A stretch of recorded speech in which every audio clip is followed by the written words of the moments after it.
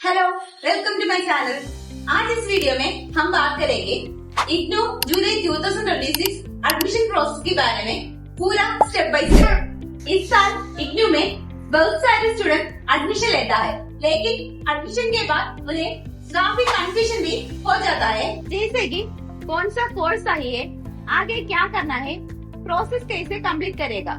इस वीडियो में मैं आपको सारी बात आसान तरीके से समझाऊंगी। पहली बात ये है कि एडमिशन के पहले सही कोर्स चूज करना और सब्जेक्ट के बारे में अच्छी तरह से समझना भी जरूरी है। एडमिशन के टाइम काफी स्टूडेंट प्रेशर और कंफ्यूजन फेस करती है, इसीलिए प्लानिंग एक जरूरी बात है। दूसरा बात ये है कि एडमिशन प्रोसेस।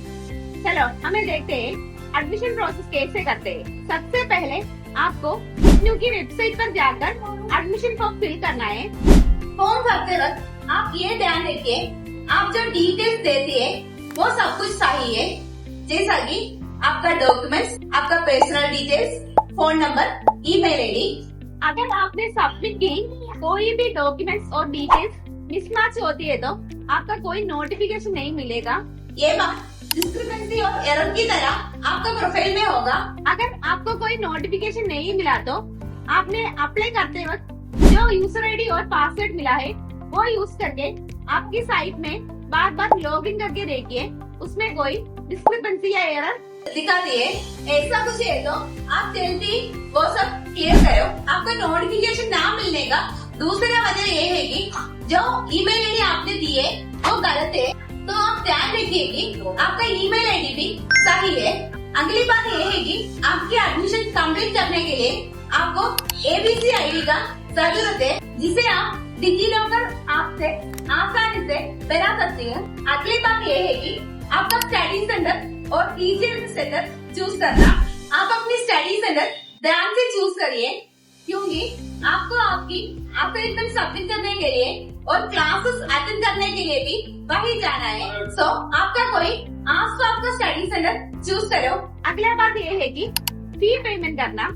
एप्लीकेशन को सही से फिल करने के बाद आपको फीस भी पे करना होता है। पेमेंट करते वक्त कभी कभी पेमेंट डिले और स्टक भी हो सकता है, लेकिन आप पैनिक मत करो। आपका पेमेंट का प्रूफ संभाल के रखो। तो आपने ये सारी काम क्लियर से कर दिया, उसके बाद आपको 2 डॉक्यूमेंट्स डाउनलोड करके रखना है।